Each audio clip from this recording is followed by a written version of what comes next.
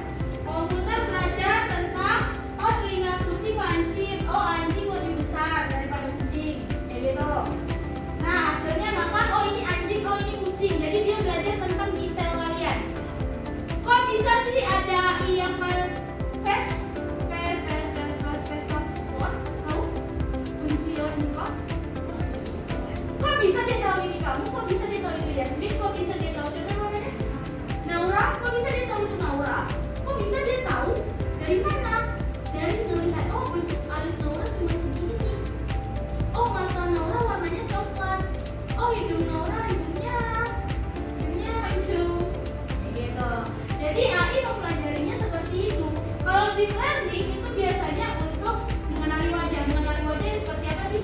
Wajah kan beda nih. Ini kan bentukannya di kita, bentukan di ustazah sama bentukan kalian beda kan? Nah, untuk deep learning itu lebih detailnya. Jadi kalau misalnya si mesin learning itu hanya belajar tentang anjing dan kucing. Dia hanya yang satu lancip, yang satu telinganya itu kan? Enggak. Bukan. Beda ya. Nah, beda itu apa? Kalau mau membedakan si anjing satu dengan anjing lain, di pelajaran ya. Kalau mau membedakan anjing satu dengan anjing yang lain ya, maka lihatnya dari mana? Nah, kita gunain deep learning, gimana dia akan mencari secara detail. Ukuran anjing yang chihuahua bentuknya makin kecil daripada bulldog kayak gitu. Kucing apa jenisnya? Saya nggak tahu. Angora, Persia, apa bedanya? Pecinta kucing loh. Persia besek. Angora? Persia apa sih? Persia kakinya pendek lah. Angora ini ya begitu. Nah, detail itu masuk pembelajaran deep learning. Jadi kalau mesin learning itu simpelnya aja. Ya, simpelnya aja. Dia punya kuping, dia punya telinga gitu. Tapi kalau asalnya deep learning itu udah masuk ke warna, jenisnya, garisnya, sampai sini kita nggak interaktif sama mesin. Nah, mau dicatat? Enggak, Masya Allah. Kamu cari dan kamu penuhi satu lembar Word dengan materi begitu komputasional. Kamu akan cari materinya di mana? Di Google. Ada nggak yang mikir di Google? Ada? Ya, itu. Beda kan? Yang satu di buku, yang satu di Google. Temanya adalah saya tidak peduli di mana kamu mencari informasi. Artinya apa? Pola pikirnya akan berbeda. Nah, itu yang dipelajari oleh ahli. Oke? Nah, ahli ini ada jenisnya. Ini 3 jenis ahli yang sekarang ada. Pertama, ahli. Bukan bahasa Dani ya. AI Artificial Neural Intelligence. AI yang spesifik contohnya Google Translate. Apa sih bedanya di kita? Ada AI Artificial General Intelligence. AI skala manusia tapi belum ada. Ada ASI Artificial Super Intelligence. AI yang lebih kecerdasan manusia. Ini seperti apa, Zah? Kalau Google Translate, kalau ChatGPT itu bisa niru kita, ya kan?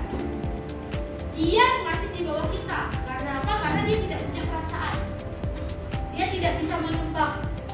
Dia tidak bisa tanpa data. Kalau datanya kurang, dia tidak bisa apa-apa. Nah, tapi kalau AI itu yang kita khawatirin. AI yang bisa berpikir dan bertindak sendiri. Dia bisa memutuskan, dia bisa marah. AI itu yang sama dengan kita. Dia bisa marah. Dia bisa putusin nggak mau nurutin kamu. Itu AI. Itu yang modelan kayak di Filipina. Tahu yang Filipina? Iya, yang orang-orang itu. Kalau dia tidak bisa nentuin, nggak mau saya nurutin kamu gitu. Artinya itu sudah AI. AI itu udah hampir mendekati ASI. ASI itu apa? Dia bisa mimpin kita. Dia bisa prediksi masa depan. Dia nggak bisa lagi di bawah kita di bawah dia. Itu ASI. Nah, ini yang kita khawatir. Kalau AI, nggak ada gimana? Tapi kan ada kan AI yang dia bentukan orang banget. Lihat nggak sih? Pernah lihat nggak sih AI di Cina yang bentukannya?